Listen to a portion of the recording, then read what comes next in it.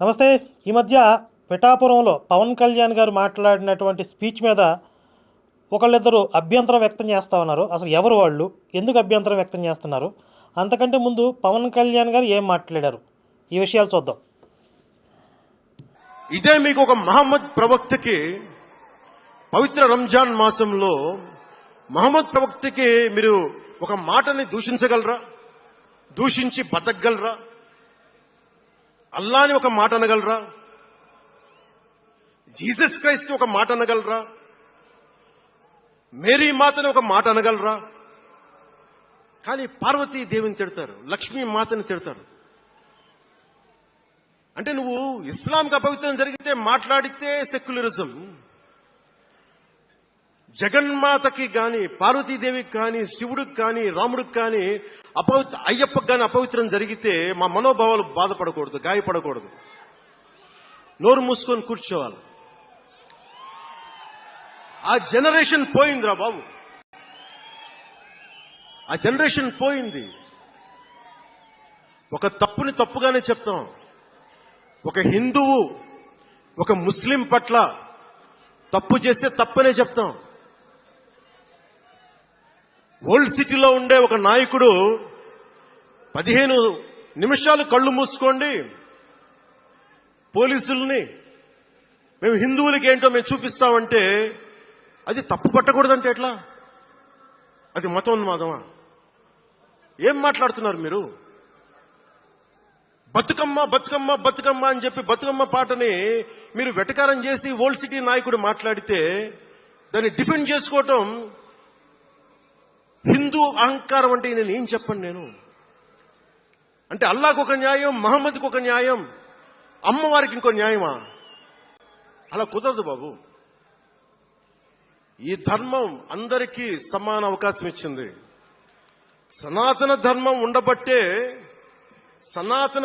ఉండబట్టే విజయనగర రాజులు మస్జిద్ కట్టించారు. సనాతన ధర్మం కాబట్టే బంగ్లాదేశ్ ని హిందువుల రక్తంతో తడిపి బంగ్లాదేశ్ కి విముక్తి కలిగించాం. ఈ చరిత్ర తెలుసుకుంటే కదా. దేశ విభజన జరిగింది. మీరు ఎంతమందికి తెలుసు దేశ విభజన కష్టాలు? మీరు సినిమాలు నడుస్తారు, అక్కడ తాగిపోయారు మీరు. నేను అక్కడ తాగలా. నేను అమితాబ్కి ఫ్యాన్ని, నేను చిరంజీవి గారికి ఫ్యాన్ని, కానీ దేశానికి అంతకంటే పెద్ద ఫ్యాన్ నేను. అంటే మీరు మనందరికీ బాబాసాహెబ్ అంబేద్కర్ గారి గురించి తెలుసు. First law minister of Bharat. ఎక్కడికి వెళ్ళినా ఆయనకి 100 అడుగులో, తెలంగాణకి వెళ్ళినా, ఆంధ్రాకి వెళ్ళినా 100 అడుగులో ఇంకా పైన విగ్రహం పెట్టి మనం ఆరాధిస్తాం. మీకు ఎవరికైనా తెలుసా? అంటే సనాతన ధర్మాన్ని తిడతా ఉంటారు. మీకు ఎవరికైనా తెలుసా? పాకిస్తాన్ ఫస్ట్ లా మినిస్టర్ దళిత కమ్యూనిటీకి చెందిన జోగేంద్రనాథ్ మండల్. ఆయన పేరు ఎప్పుడైనా విన్నారా? ఎంతమంది వినుంటారు? ఆయన ఏ పరిస్థితిలో చచ్చిపోయారో తెలుసా? ఆయన నేను భారతదేశాన్ని నమ్మను, పాకిస్తాన్ని నమ్ముతాను అంటే అంబేద్కర్ గారితో సహా చాలా మంది వద్దని చెప్పినా కానీ ఆయన పాకిస్తాన్కి వెళ్ళిపోయి దాన్ని బంగ్లాదేశ్ లో చాలా హిందూ జిల్లాలు కలిపేసి,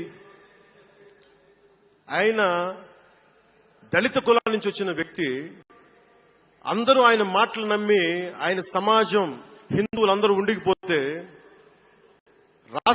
దేశ విభజన తర్వాత జరిగిన గొడవల్లో దాదాపు ఆయన కుటుంబంలో బంధువులందరినీ ఊచకోతకొచ్చి చంపేశారు. పాకిస్తాన్ లా మినిస్టర్ గా వెళ్ళిన వ్యక్తి భారతదేశానికి తిరిగి కాందీసుకుడుగా వచ్చి చనిపోయారు ఆయన. అంటే ఏం చెప్తున్నది ఇది? 10-12% ఉండే హిందువులు పాకిస్తాన్లో, 10-12% ఉండే హిందువులు ఉండే పాకిస్తాన్లో, బలూచిస్తాన్లో అంతమంది ఉండే హిందువులు ఈ రోజున 1%-2% పడిపోయారు. బంగ్లాదేశ్ గొడవల నుంచి హిందువులు పారిపోతున్నారు. మన దేశంలో అలా జరిగిందా? ఎంత మర్యాద ఇస్తాం ఇస్లాంకి? నా దగ్గర ఉండే వ్యక్తులను అడగండి, ఇస్లాం పాటించే నా దగ్గర ఉండే నా సన్నిహితులను అడగండి. ఇది పవన్ కళ్యాణ్ గొప్పతనం కాదు, సనాతన ధర్మం నాకు నేర్పింది ఇది. నువ్వు రాముణ్ణి ఆరాధించు, అల్లాని గౌరవించు. విన్నారు కదండి పవన్ కళ్యాణ్ స్పీచ్లో. ఎవరన్నా విమర్శించవలసిన అవసరం ఏమైనా ఉందా అంటే అందులో తప్పు పట్టాల్సిన అంశాలు ఏమన్నాయి అసలు?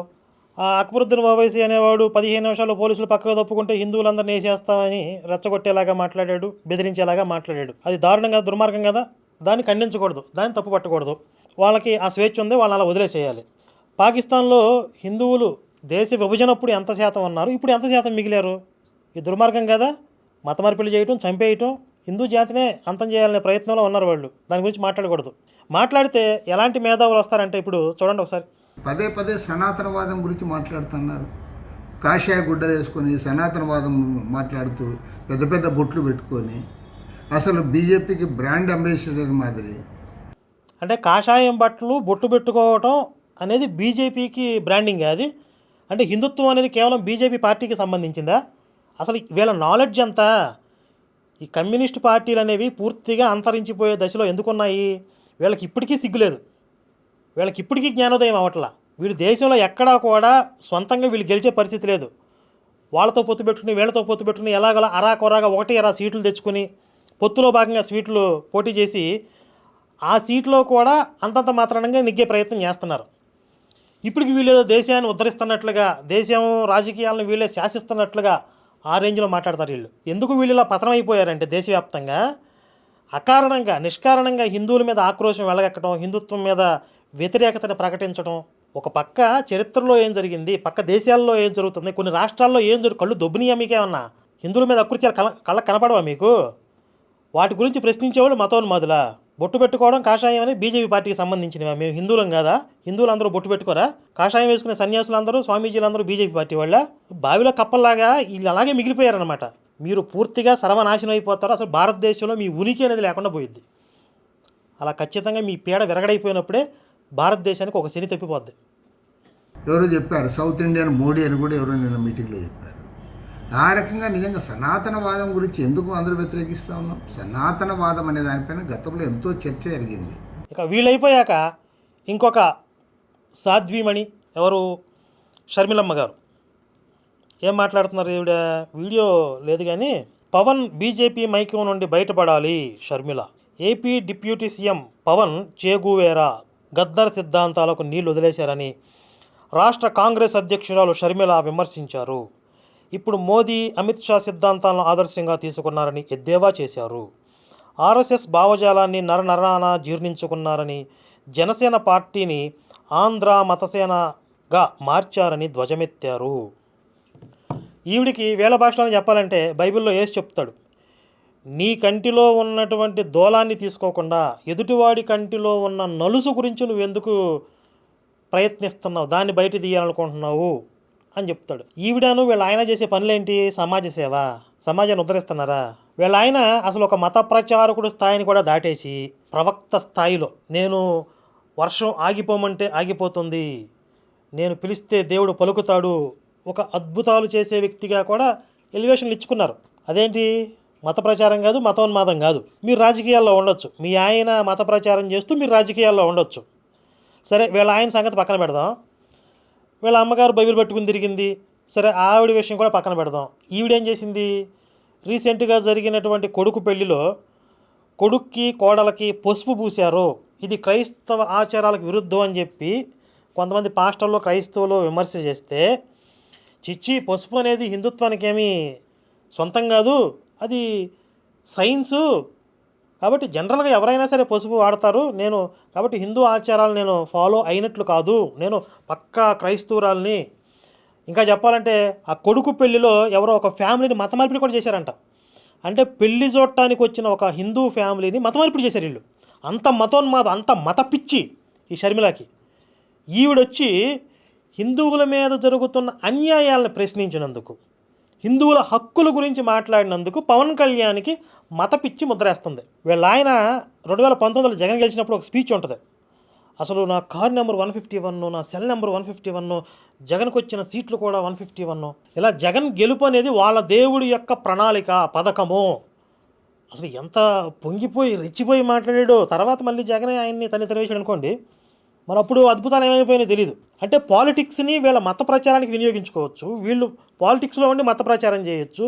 కొడుకు పెళ్లిలో కూడా మత మార్పిళ్ళు చేయొచ్చు. నేను పక్కా క్రైస్తవురాల్ని, పక్కా క్రైస్తవ మతోన్మాదిని అని చెప్పి వీడు ప్రకటించుకోవచ్చు. ఈవిడ మళ్ళీ రాజకీయాల్లో నేను అందరినీ ఉద్ధరిస్తానని చెప్పి రాజకీయాలు ఎలగబెట్టవచ్చు. కానీ పవన్ కళ్యాణ్ స్వతహాగా ఒక హిందూ అయి ఉండి హిందువులకు జరుగుతున్న అన్యాయాల మీద ఆయన మాట్లాడకూడదు, హిందూ హక్కుల గురించి ఆయన ప్రస్తావించకూడదు. ఇదేం దుర్మార్గం? ఈ హిందూ వ్యతిరేక పార్టీలన్నీ కూడా భూగర్భంలో కలిసిపోయే రోజు దగ్గరలోనే ఉంది. భారతదేశంలో హిందూ వ్యతిరేక పార్టీలన్నీ కూడా భూస్థాపితం అయిపోతాయి, హిందూ మహాసముద్రంలో కలిసిపోతాయి. ఆ రోజు తొందరలో రావాలని కోరుకుంటున్నాను. జై శ్రీరామ్, భారత్ మాతాకి జై.